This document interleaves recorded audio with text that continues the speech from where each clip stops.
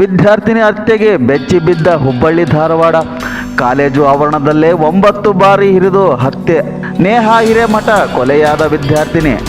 ಹುಬ್ಬಳ್ಳಿಯ ಕಾರ್ಪೊರೇಟರ್ ಮಗಳ ಹತ್ಯೆ. ಪಾಲಿಕೆ ಸದಸ್ಯ ನಿರಂಜನ ಹಿರೇಮಠ ಮಗಳ ಕೊಲೆ. ಹುಬ್ಬಳ್ಳಿಯ BVB ಕಾಲೇಜು ಆವರಣದಲ್ಲಿ ಘಟನೆ. ಕೊಲೆಗಾರ ಫಯಾಜ್ನನ್ನು ಬಂಧಿಸಿದ ಪೊಲೀಸರು. ಹುಬ್ಬಳ್ಳಿಯ ಕಾರ್ಪೊರೇಟರ್ ಮಗಳನ್ನು ಯುವಕನೋರ್ವ ಮನಬಂದಂತೆ ಚಾಕುವಿನಿಂದ ಇರಿದು ಕೊಲೆ ಮಾಡಿರುವ ಘಟನೆ ಇಲ್ಲಿಯ ವಿದ್ಯಾನಗರದ BVB ಕಾಲೇಜು ಆವರಣದಲ್ಲಿ ನಡೆದಿದೆ. ನೇಹಾ ಹಿರೇಮಠ ಮೃತ ದುರ್ದೈವಿಯಾಗಿದ್ದು, ಈಕೆ BVB ಕಾಲೇಜಿನಲ್ಲಿ MCA ಮೊದಲನೇ ವರ್ಷದಲ್ಲಿ ವ್ಯಾಸಂಗ ಮಾಡುತ್ತಿದ್ದಳು. ಗುರುವಾರ ಪರೀಕ್ಷೆ ಮುಗಿಸಿ ವಾಪಸ್ ಮನೆಯತ್ತ ತೆರಳುತ್ತಿದ್ದ ವೇಳೆ ಸವದತ್ತಿ ತಾಲೂಕಿನ ಮನವಳ್ಳಿಯ ಫಯಾಜ್ ಎಂಬಾತ ಚಾಕುವಿನಿಂದ 9 ಬಾರಿ ಕುತ್ತಿಗೆ, ಎದೆ ಹಾಗೂ ಬೆನ್ನಿಗೆ ಇರಿದಿದ್ದಾನೆ. ಪರಿಣಾಮ ನೇಹಾ ತೀವ್ರವಾದ ರಕ್ತಸ್ರಾವಗೊಂಡಿದ್ದು, ಕೂಡಲೇ ಕಾಲೇಜಿನ ಸಹಪಾಠಿಗಳು ಕಿಮ್ಸ್ ಆಸ್ಪತ್ರೆಗೆ ರವಾನಿಸಿ ಚಿಕಿತ್ಸೆಯನ್ನು ಕೊಡಿಸಿದ್ದಾರೆ. ಆದರೆ ಚಿಕಿತ್ಸೆ ಫಲಕಾರಿಯಾಗದೆ ನೇಹಾ ಹಿರೇಮಠ ಕೊನೆ ಉಸಿರೆಳೆದಿದ್ದಾಳೆ. ಇನ್ನು ಈ ಘಟನೆ ತಿಳಿಯುತ್ತಿದ್ದಂತೆ ಸ್ಥಳಕ್ಕೆ ವಿದ್ಯಾನಗರ ಪೊಲೀಸರು ಸೇರಿದಂತೆ ಹಿರಿಯ ಅಧಿಕಾರಿಗಳು ಭೇಟಿ ನೀಡಿ ಪರಿಶೀಲನೆಯನ್ನು ನಡೆಸಿದ್ದಾರೆ. ಇನ್ನು ಈ ಪ್ರಕರಣಕ್ಕೆ ಸಂಬಂಧಿಸಿದಂತೆ ಈಗಾಗಲೇ ಆರೋಪಿಯನ್ನು ಬಂಧಿಸಿರುವ ಪೊಲೀಸರು ತೀವ್ರ ವಿಚಾರಣೆ ನಡೆಸಿದ್ದಾರೆ. ಮೇಲ್ನೋಟಕ್ಕೆ ಪ್ರೀತಿಯ ವಿಚಾರವೇ ಕೊಲೆಗೆ ಕಾರಣ ಎಂದು ಹೇಳಲಾಗುತ್ತಿದ್ದು, ಈ ಬಗ್ಗೆ ಇನ್ನಷ್ಟೇ ಪೊಲೀಸರು ತಿಳಿಸಬೇಕಿದೆ.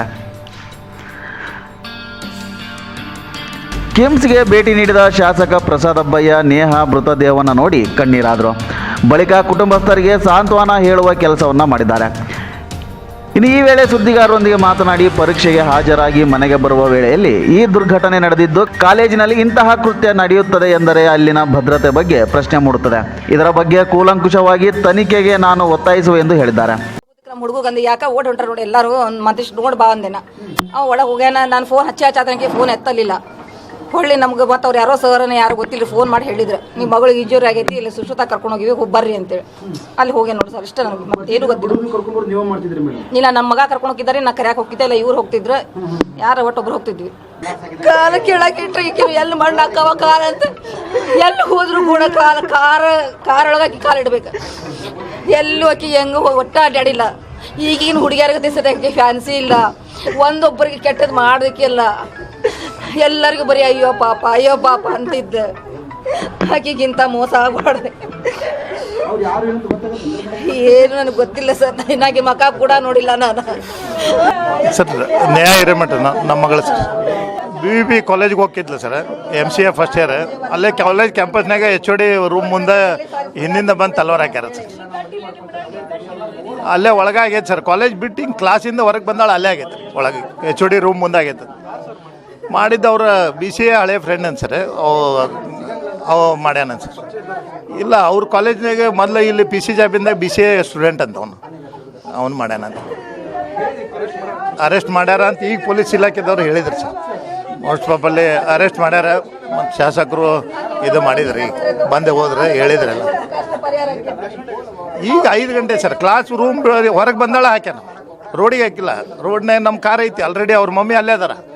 ಏನು ಎಲ್ಲಿ ಏನಾಗಿಲ್ಲ, ಬಟ್ ಅಲ್ಲೇ ಒಳಗಡೆನೇ ಆಗಿಬಿಟ್ಟೈತಿ. ಎಲ್ಲ ತಲಾರು ತೊಗೊಂಡು ಅಡ್ಡಾಡತ್ತಾರೆ ಸರ್. ಏನು ವ್ಯವಸ್ಥೆನೋ ಗೊತ್ತಿಲ್ಲ. KLA ಅಂತೇಳಿ ನಾವು ದೊಡ್ಡ ಕಾಲೇಜ್ ಅಂತ ಹಾಕಿದ್ವಿ.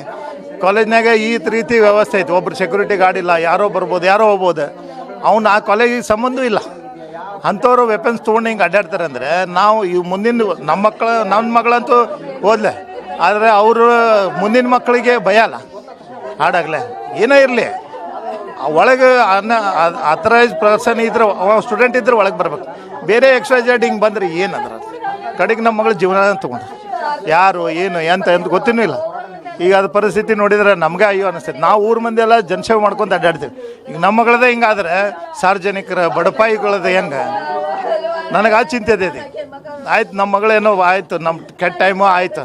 ಬಟ್ ಇದನ್ನು ಎಚ್ಚರಿಕೆ ವಹಿಸ್ಕೊಂಡು ಪೊಲೀಸ್ ಇಲಾಖೆದವ್ರಾಗಲಿ ಕಾಲೇಜ್ದವ್ರಾಗಲಿ ಮುಂದಿನ ನೋಡ್ಕೋಬೇಕಲ್ಲ. ಭಾಳ ಅನ್ಯಾಯ ಆದಂಗೆ ಸರ್. ನಾವು ಈಗ ನೋಡ್ರಿ ಅವ್ರ ತಾಯಿಗೆ ಏನಂತ ಉತ್ತರ ಕೊಡ ಇರೇಕೋಬೇಕು ಮಗಳು. ಏನೋ ಇದ್ರೂ ಕೂಡ ಕುಂತು ಸಮಸ್ಯೆ ಬಗೆಹರಿಸ್ಬೇಕು. ಅಲ್ಲಿ ನೋಡ್ತಿರ್ಬೇಕು, ಅಬ್ಸರ್ವೇಷನ್ ಇರ್ಬೇಕು. ಇದು ಈ ಥರ ಈಗ ಆಕಿನ ಕೊಲ್ಬೇಕಂತೇಳಿ ವೆಪನ್ಸ್ ತೊಗೊಂಡು ಅಡ್ಡಾಡತ್ತೆ. ಕಾಲೇಜ್ ಸ್ಟಾರ್ಟ್ ಆಗಿ ಈಗ ಮೊನ್ನೆ 1 ತಿಂಗಳು 1.5 ತಿಂಗಳು ಆಯ್ತು ಕಾಲೇಜ್ ಚಲೋಗಿ. ಈಗೂ MCA ಈಗ ಸ್ಟಾರ್ಟ್ ಅಲ್ರಿ, ಆಫ್ಟರ್ BCA ರಿಸಲ್ಟ್ ಆದಿಂದ MCA ಫಸ್ಟ್ ಇಯರ್ ಈಗ ಸ್ಟಾರ್ಟ್ ಆಗಿದೆ. 1 ತಿಂಗಳಾಗೈತೆ ಕಾಲೇಜ್ ಚಲೋಗಿ ಅಷ್ಟೇ. ಇಂಥ ವ್ಯವಸ್ಥೆ ಆಗೈತೆ. ಕಿಮ್ಸ್ ಮುಂಭಾಗದಲ್ಲಿ ಮುಗಿಲು ಮುಟ್ಟಿದ ಕುಟುಂಬಸ್ಥರ ಆಕ್ರಂದನ. ಇನ್ನು ನೇಹಾ ಚಿಕಿತ್ಸೆ ಫಲಿಸದೆ ಮೃತಪಡುತ್ತಿದ್ದಂತೆ ಕುಟುಂಬಸ್ಥರ ಆಕ್ರಂದನ ಮುಗಿಲು ಮುಟ್ಟಿತ್ತು. ಈ ವೇಳೆ ಕೊಲೆಗೈದ ಆರೋಪಿಗೆ ತಕ್ಕ ಶಿಕ್ಷೆ ಆಗಬೇಕೆಂದು ಒತ್ತಾಯಿಸಿದ್ದಾರೆ.